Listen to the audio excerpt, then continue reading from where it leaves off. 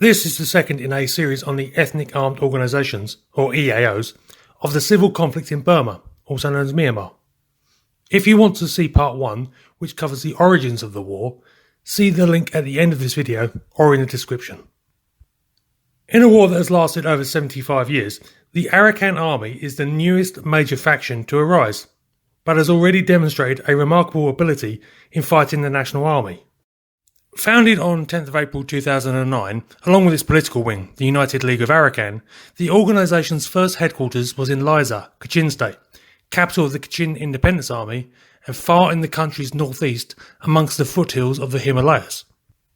This would seem surprising considering that this is about as far from their home the Arakanese can get and stay in Burma, but shows the level of preparation and planning the organisation's founders made in preparing for the conflict. Arakan, also known as Rakhine State, is situated on the western coast of the country, bordered by the Bay of Bengal to the west and Bangladesh to the northwest. The region has always been a melting pot and important trade hub, with evidence of multiple ethnicities and religions calling the region home for thousands of years. The majority of the population are Arakan Buddhists, though there are a number of other minorities, noticeably the Muslim Rohingya, who tragically came to the world's attention when they were largely driven out of the area in 2017 in a campaign of ethnic cleansing. Along a series of independent kingdoms, Arakan was conquered by the Third Burmese Empire in 1784 and then ceded to the British East India Company in 1826 following the First Anglo-Burmese War. Arakan, as an independent entity with a long history, was subject to several rebellions against the British and, after independence in 1948, against the central government. Multiple organisations have come and gone with the intention of creating either an independent Arakan nation or else achieving greater autonomy, but none has been as active as the current Arakan Army.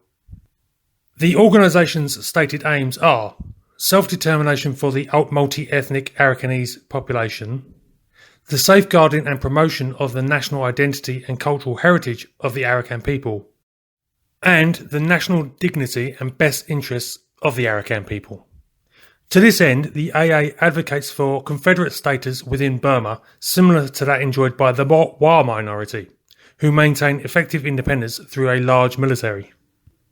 Making connections and relationships with older EAOs, the Arakan began training recruits and gathering equipment stockpiles. With their founding, the AA's leadership began to carefully husband resources for the conflict that it apparently saw as inevitable with the central government. Weapons were acquired from EAO allies and internationally, including items such as Chinese anti-aircraft missiles. Though initially avoiding conflict with the Burma Army in their home territory of Rakhine State, the AA began to gain combat experience for its new army by fighting alongside other EAOs, particularly in Kachin State alongside the KIA and the Ta'ang National Liberation Army after the Burma Army attacked that area in 2011.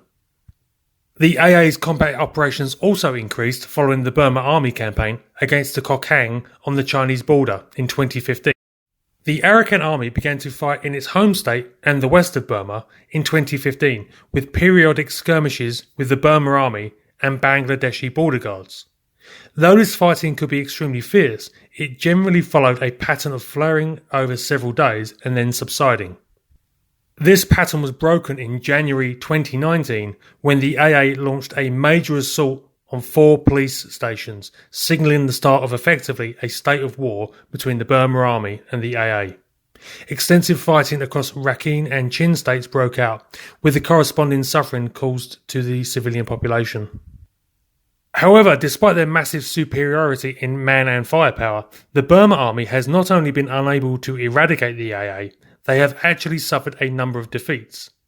The Arakan Army has shown itself to be highly effective in its operations, utilising modern communications, including secure messaging apps, to win the intelligence war, allowing them to dictate when and where battle is met. The Burma Army has resorted to a brute force methodology, employing indiscriminate artillery and airstrikes and committing human rights abuses. The fighting continues at this time, despite offers of ceasefires that break down almost immediately or are refused by the other side. It remains to be seen if the Arakan will achieve their goal of more autonomy, or whether the Burma Army will eventually succeed in eradicating the movement. What is sure, unfortunately, is that more misery and suffering is going to be incurred by the people of Western Burma. Hope you like the video. If you enjoy the content I'm making and want to support the channel, please consider buying my book, Desert Sniper. Links to Amazon are in the description. And if you have anything to say on the topic in the video, leave a comment. I do try to read them all. Cheers for watching. Bit of luck, I'll catch you later.